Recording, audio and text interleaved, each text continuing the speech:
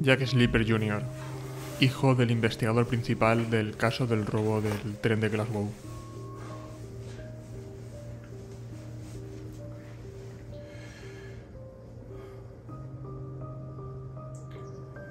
La madrugada del 8 de agosto de 1963, si no recuerdo mal, avisaron a mi padre, que aquí lo tengo a mi lado, de que había habido un robo en un tren.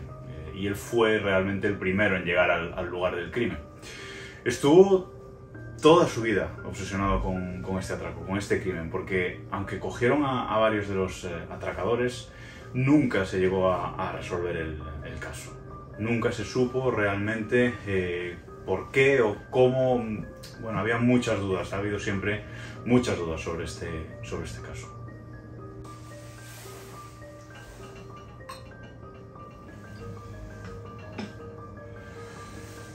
Pues mi padre era Jack Slipper, y de hecho siempre es una foto que tenía por aquí.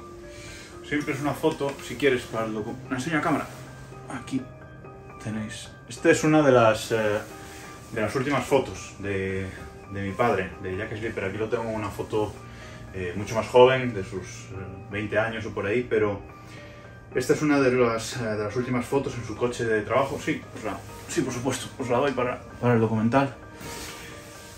Y falleció el 24 de agosto de 2005, a los 81 años. Y lo más lamentable es que se fue a la tumba sin resolver el enigma de su vida, que es de lo que estamos hablando, ¿no? ¿Quién organizó el asalto al tren de Glasgow?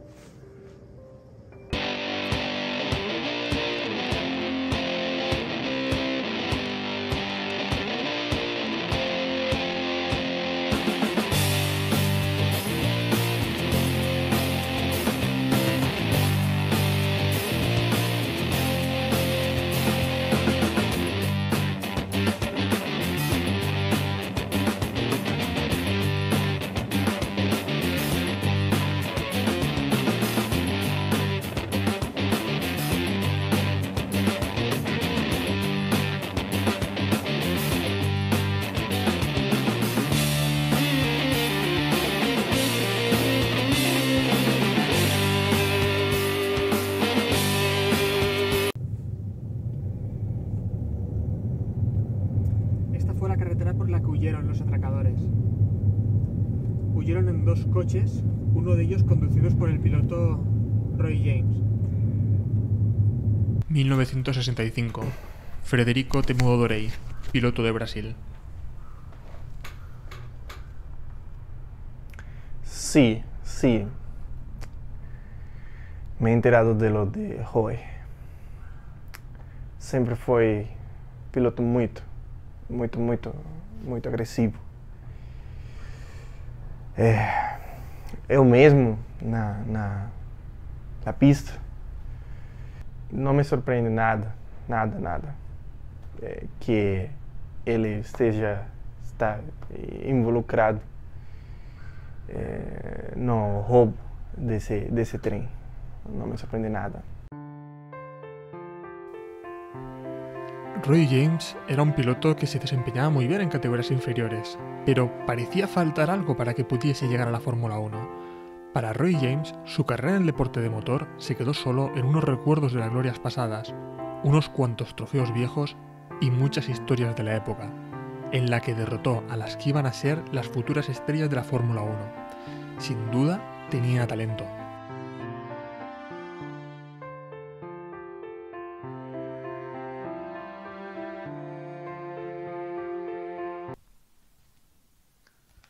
Héctor Jarecki, director del reportaje. A ver, equipo, atended un momento. Esta tarde tenemos una entrevista de una pieza clave, que es Roy James. Roy James es el piloto que realiza el atraco, pero creo que es una pieza absolutamente clave. Se cuenta que en el 63 acudió a la fábrica de Brabham con un maletín lleno de dinero y compró un BT6 para competir en la Fórmula Junior.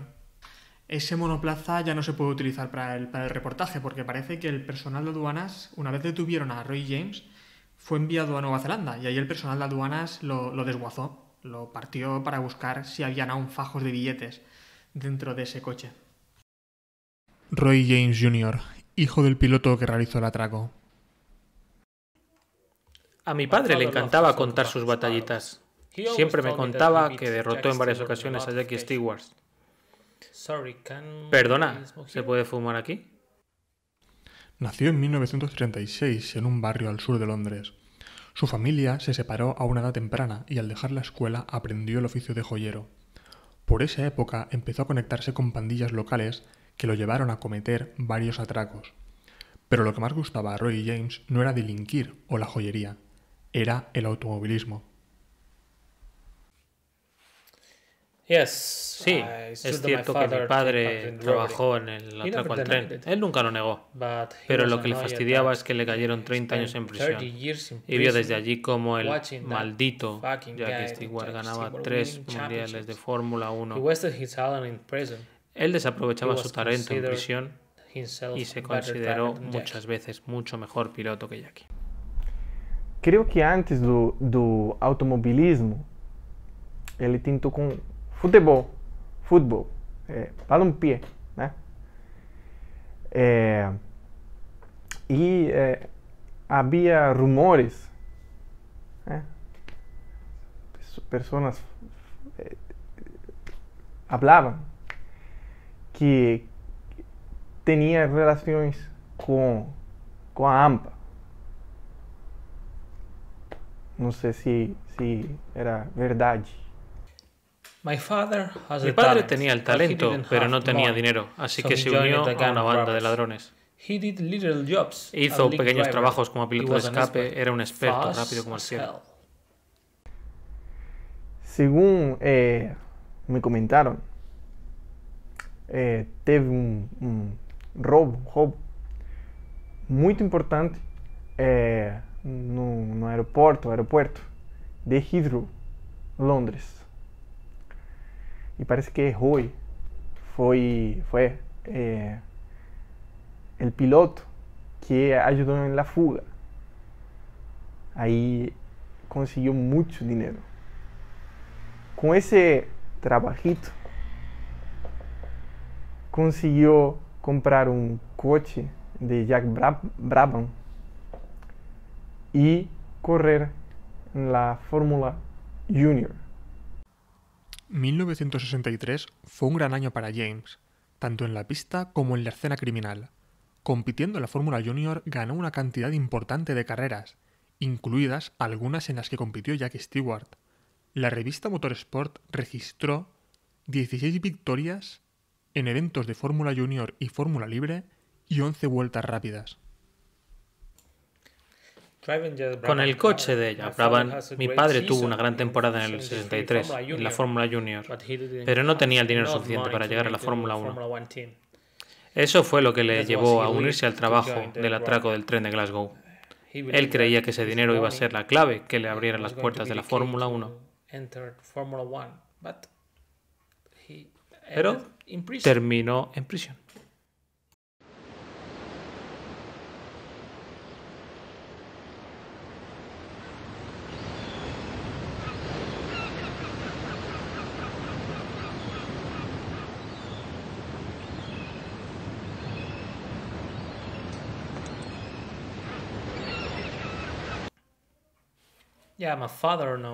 Mi padre conoció a Bruce Reynolds, que trabajaba en el Royal Mail, el servicio postal del Reino Unido. Resulta que periódicamente viajaban de Londres a Glasgow por la noche para trasladar dinero de los bancos.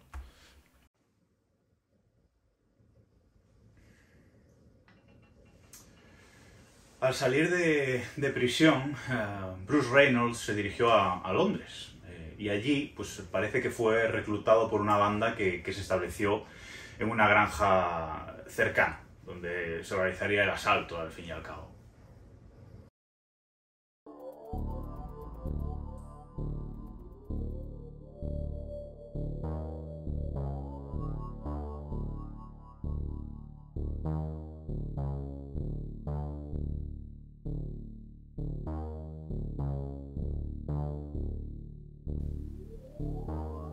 A las 7 menos 10 de la tarde del miércoles 7 de agosto de 1963, El tren Up Special de la oficina postal Travelling Post Office partió de la estación central de Glasgow hacia la estación de Euston en Londres.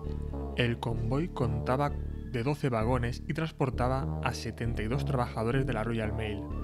El segundo vagón, en la parte delantera del tren, era el coche que contenía los envíos certificados, gran parte de los cuales contenían dinero en efectivo. Generalmente el importe total de estos paquetes habría estado en torno a las 300.000 libras, pero debido a que había sido un fin de semana festivo en Escocia, el total del dinero que transportaba el convoy aquella noche ascendía a 2,6 millones de libras esterlinas.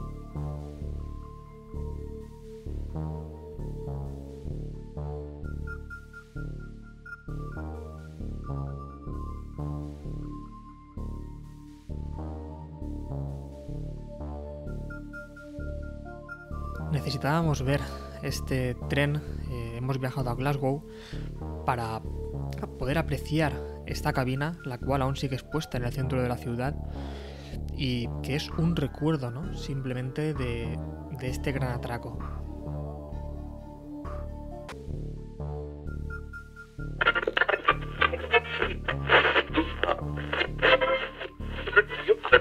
Esta madrugada se ha producido un atraco a un tren en un puente ferroviario cercano a Lesbury, a unos 65 kilómetros de Londres. Está siendo ya actualmente llamado como el robo del siglo. Los atracadores detuvieron el tren frente a un semáforo que previamente habían manipulado, rodearon al maquinista y cargaron 2 vehículos con unos 120 sacos de dinero. Se calcula un total de 2,6 millones de libras. En estos momentos, el paradero de los atracadores es desconocido.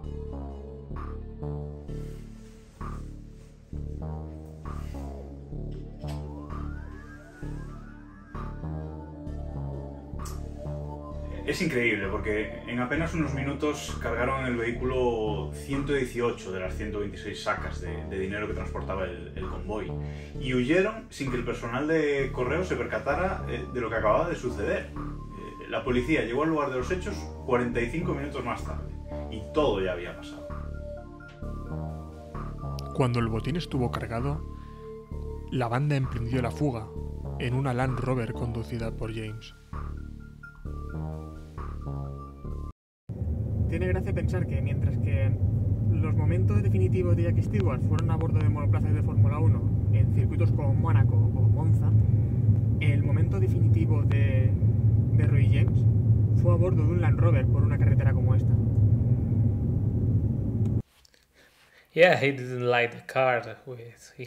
Sí, no le gustó el coche con el que tuvo que hacer la fuga del atraco del tren. Habría parecido un Jaguar, ¿no? Amaba esos E-Types. Al igual que Enzo Ferrari, mi padre decía que el E-Type era el mejor coche jamás construido. Pero quizá un Jaguar hubiera llamado mucho la atención en esos campos.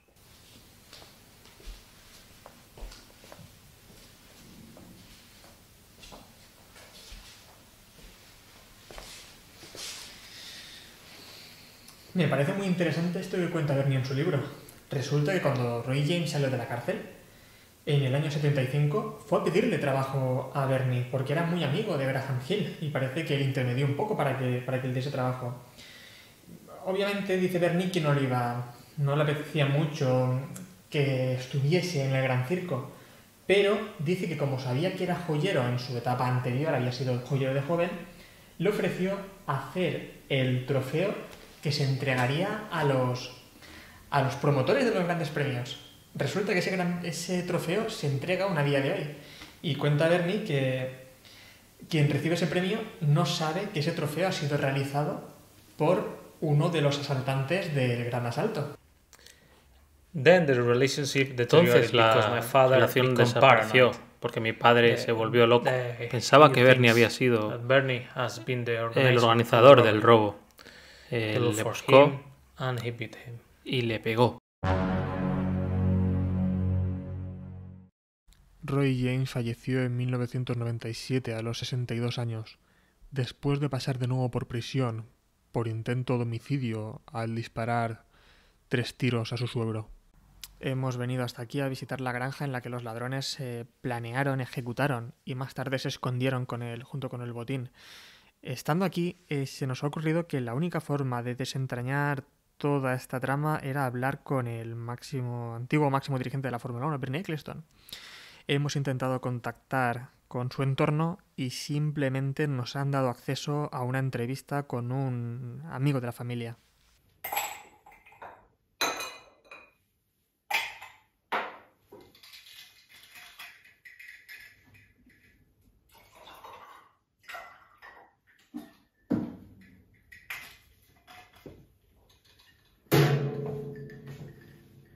James, amigo de la familia Ecclestone.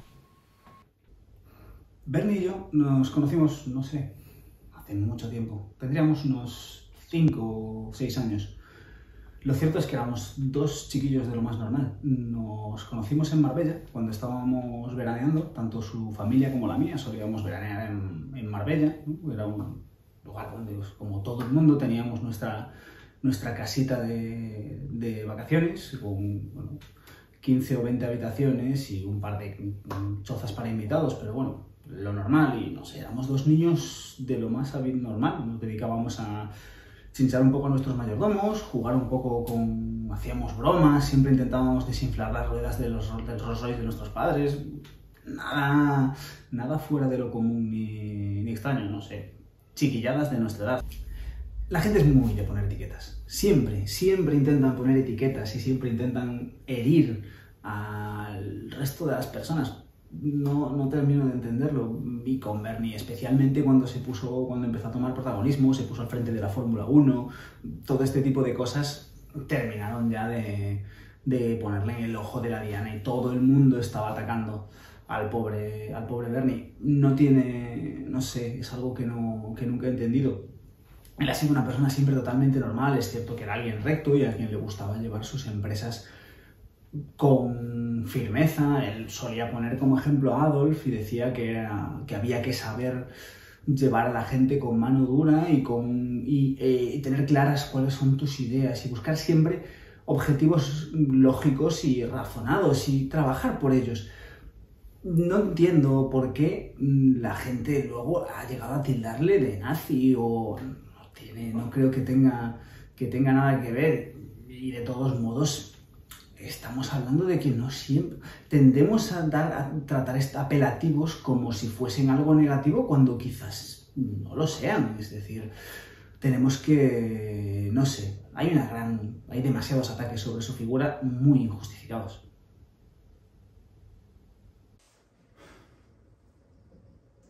Curiosamente, fue un vecino quien alertó a la policía de los extraños movimientos que se habían producido en la granja.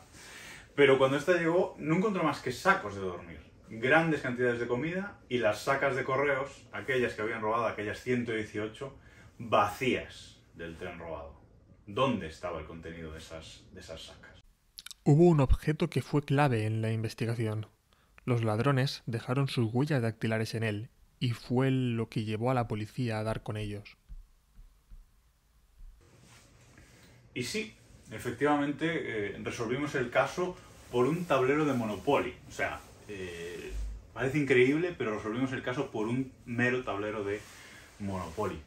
Porque parece que en sus largas estancias pasaban horas jugando a este juego. Detuvimos a casi todos, pero sí es verdad que hay algunas huellas que nunca llegaron a ser identificadas. Huellas que me han traído de cabeza muchos años, se trajeron de cabeza a mi padre y que a día de hoy ese Monopoly impregnado con unas huellas que no sabemos de quién soy, pues seguramente nunca lo llegaré a saber. Y bueno, es algo que a veces me quita el sueño, pero no podemos hacer ya más de lo que hemos hecho al respecto. Vale, creo que deberíamos hablar con la persona que mejor conoce a Bernie Ecclestone en este mundo. Su biógrafo. David, periodista y escritor de la biografía oficial de Bernie Ecclestone. Pues sí, efectivamente fue así, pero sinceramente él siempre me ha dicho que no creía que había hecho nada incorrecto. Por tanto, yo no tengo por qué desconfiar de él. Para cerrar el caso, Bernie Ecclestone ofreció pagar $100 millones para poner punto final a ese proceso. Fue la oferta de conciliación más grande de la historia de la justicia alemana. Ah, sí, lo de los 100 millones que tuvo que pagar McLaren a la FIA por el espionaje, ni idea de qué pasó. Y yo creo que nunca se va a saber qué ocurrió. Si a mí me preguntas, yo tengo una teoría que Bernie nunca me confirmó, y es que yo creo que ese fue el dinero que le ofreció a la justicia alemana por cerrarlo.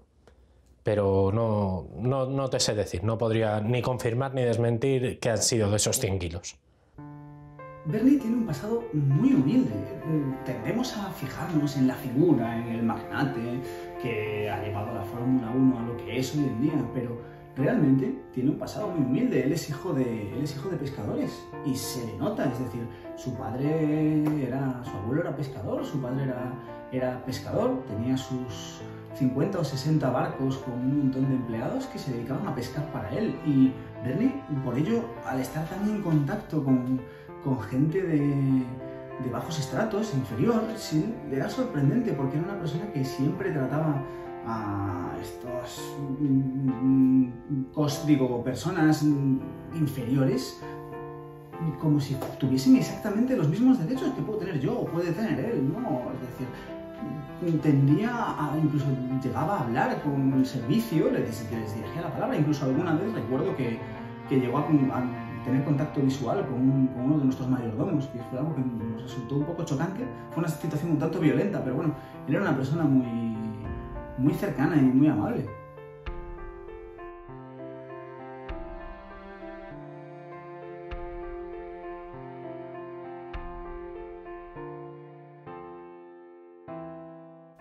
Desde adolescente le encantaron las motocicletas, pero sería a mediados de los años 60 cuando comenzó a ser el manager de pilotos de la Fórmula 1. En ese momento se metió en el negocio, que se convertiría en algo más que su trabajo.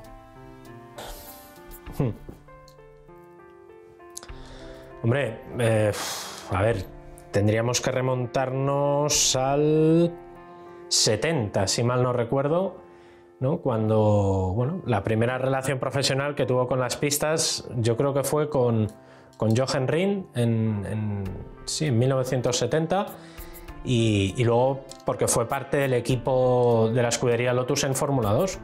Ese año Rindt, como bueno, todos sabemos, y tú lo deberías saber, como lo van a saber todos nuestros espectadores de este documental, Rindt muere en un accidente. Y lo que para unos fue una tragedia, bueno, pues Bernie hace cosas de las que nadie es capaz de hacer, por eso es tan bueno. Y se convierte en una oportunidad para él. En el 72, creo recordar, compra la escudería Brabham y de esa forma se convierte en miembro de la FOCA, ¿no? Que era la asociación que representaba a los equipos ante la FIA, una suerte de sindicato o una cosa así. No sé, yo creo que eso es por todos conocido. La compra de Brabham sería el primer escalón del imperio que formaría a través de la década de los 70.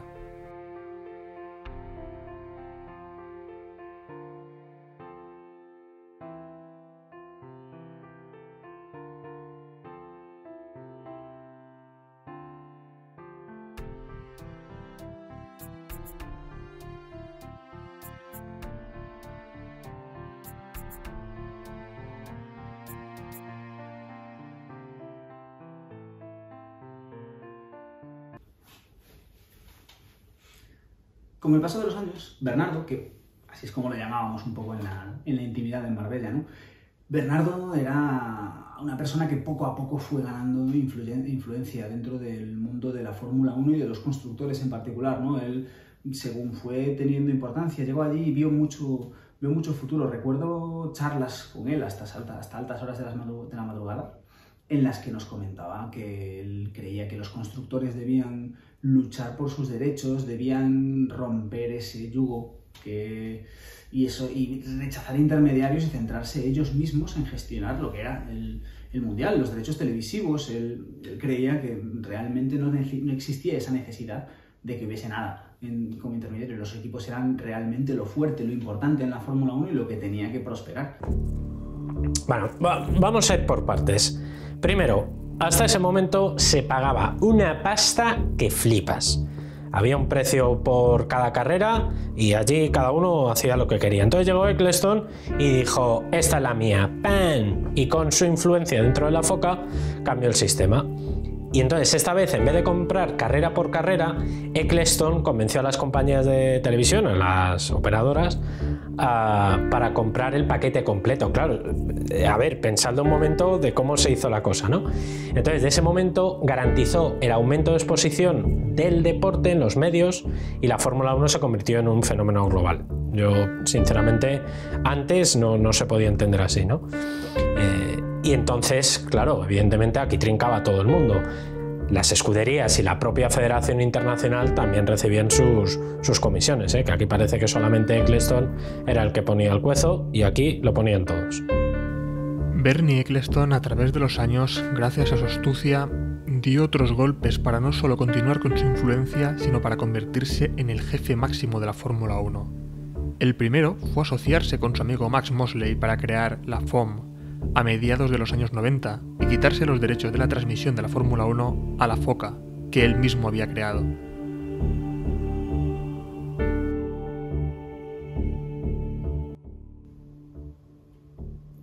A veces los pequeños momentos son los que marcan la diferencia. Hubo uno en concreto, en el año 2000, en el que yo creo que él realmente tomó la decisión correcta.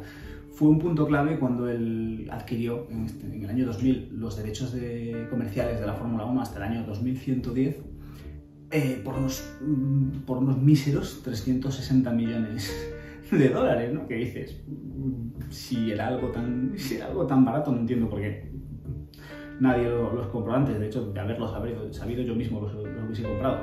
Pero bueno, fue una jugada maestra. Esto le permitió tener todo el poder y llevar la Fórmula 1 a otro nivel. Bueno, 360 millones puede parecer mucho dinero, pero es que 10 años después la Fórmula 1 estaba facturando 1.500 millones de dólares anuales. Por tanto, yo creo que tampoco era tanto.